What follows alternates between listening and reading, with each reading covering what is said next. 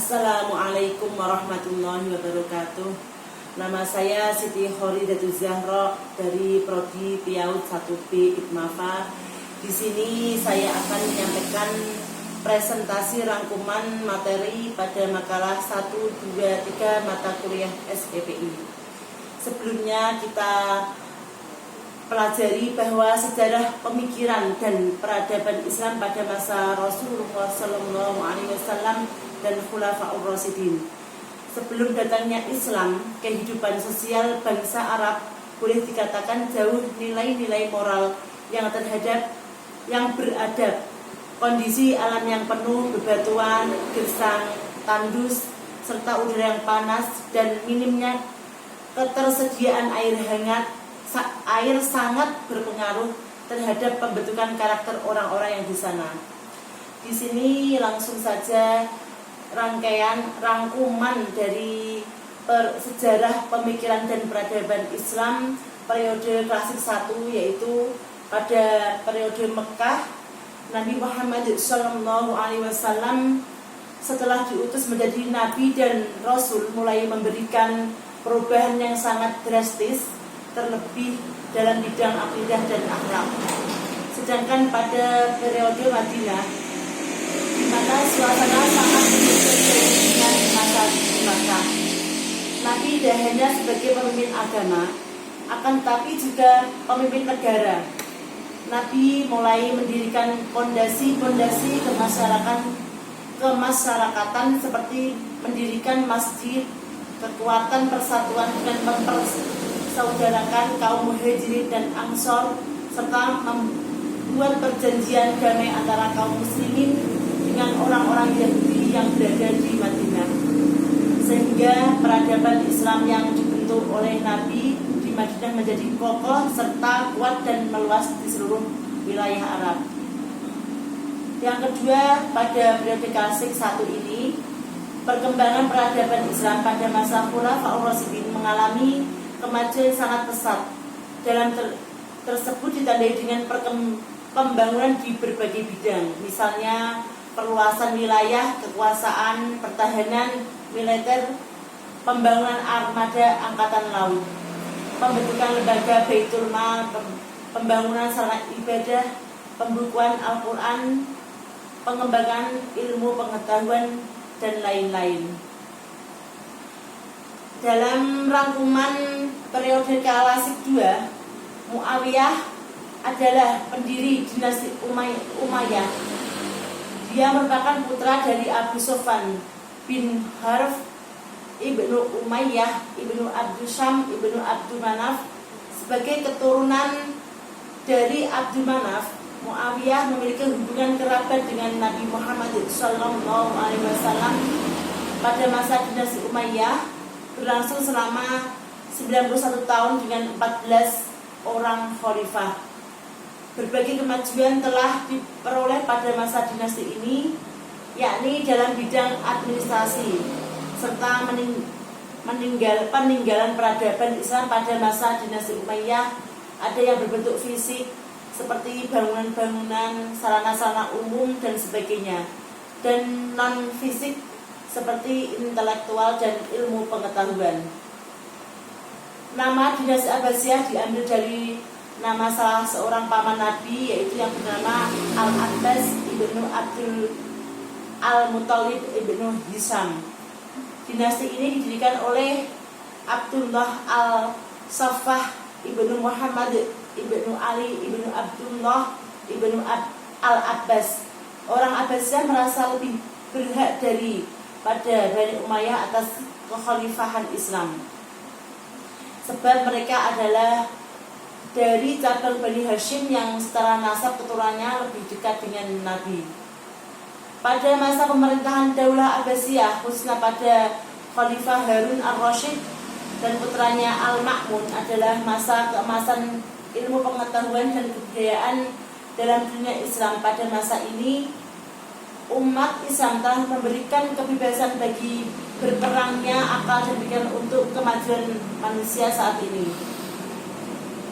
Dan pada makalah yang pertemuan yang ketiga, yaitu periode pertengahan, yaitu pada Kesultanan Utsmani, yaitu didirikan oleh Utsman putra Artogol dari kabilah Ozgut di Mongol. Awalnya datangnya ke Turki untuk meminta suaka politik kepada penguasa Seljuk dari serangan tentara Mongol. Utsman dipercaya sebagai menjadi panglima perang dinasti sejak menggantikan ayahnya. Setelah Sultan Alauddin wafat, Utsman mengambil alih kekuasaan. Sejak itu bila dinasti Utsmani. Dinasti Utsmani berbentuk kesultanan yang beribu kota di Istanbul, yaitu di Turki. Berasal dari suku bangsa pengembara yang bermukim di wilayah Asia Tengah. Salah satunya suku Kayi. Utsman bergelar Padishah al-Utsman. Di bawah kepemimpinan wilayah kesultanan semakin luas dengan menaklukkan beberapa wilayah, yaitu pertama, pemerintahan dari militer. Tingkatan paling tinggi dipegang oleh sultan. Tingkat kedua, perdana menteri atau sadrazam. Tingkat ketiga, gubernur atau pasha. Tingkat keempat, bupati atau as-sawazir atau al-alawiyah. Sistem pemerintahan dan kekuasaan militernya berjalan dengan baik. Munculnya yaitu kelompok elite militer yang disebut Janissary atau Janissariyah pada masa Orhan bin Utsman. Kelompok ini merupakan kelompok yang penghancur negeri non-muslim. Yang kedua yaitu pengetahuan dan budaya. Terjadi akulturasi dari beberapa negara seiring dengan meluasnya wilayah, yaitu kebudayaan Persia, Bizantium, dan Arab. Rakyat Utsmani mengambil ajaran tentang etika dan tata krama dari kebudayaan Persia. Berdirilah berbagai masjid bagus serta kaligrafi yang indah. Yang ketiga pada yaitu agama. Muncul dua aliran torikat, yaitu Bekti yang banyak pengaruhnya di bidang militer dan Maulawiyah yang banyak pengaruhnya di bidang pejabat pemerintahan.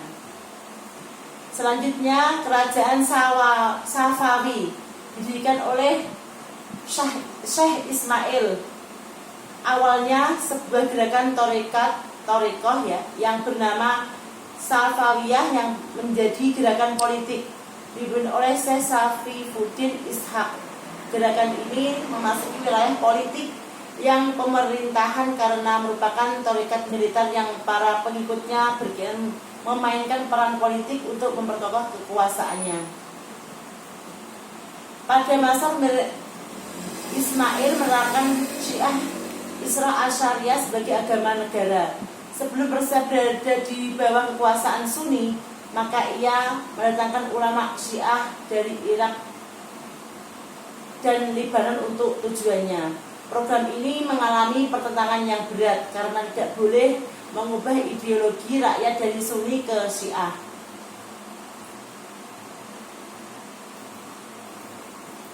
Yang terakhir yaitu manfaat sejarah perkembangan Islam abad pertengahan, yaitu yang kita dapat kutip rangkumannya. Beberapa manfaat dari sejarah perkembangan Islam abad pertengahan diantaranya yaitu 1. Jiwa dan semangat persatuan dan serta kesatuan yang dibina oleh 3 kerajaan besar dapat membangun kerajaan pada zamannya. Yang kedua yaitu kerja keras dan pantang menyerah yang dilakukan oleh rakyat dan pada masa pertengahan telah membuahkan hasil yang gemilang.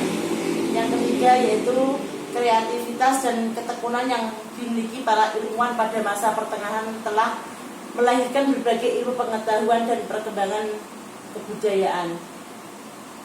Demikianlah rangkuman dari materi makalah 1, 2, dan 3 dari mata kuliah SPPI yang sudah disampaikan beliau oleh dosen. Kurang lebihnya dari kami mohon maaf apabila ada kekurangan. Akhirnya wassalamualaikum warahmatullahi wabarakatuh.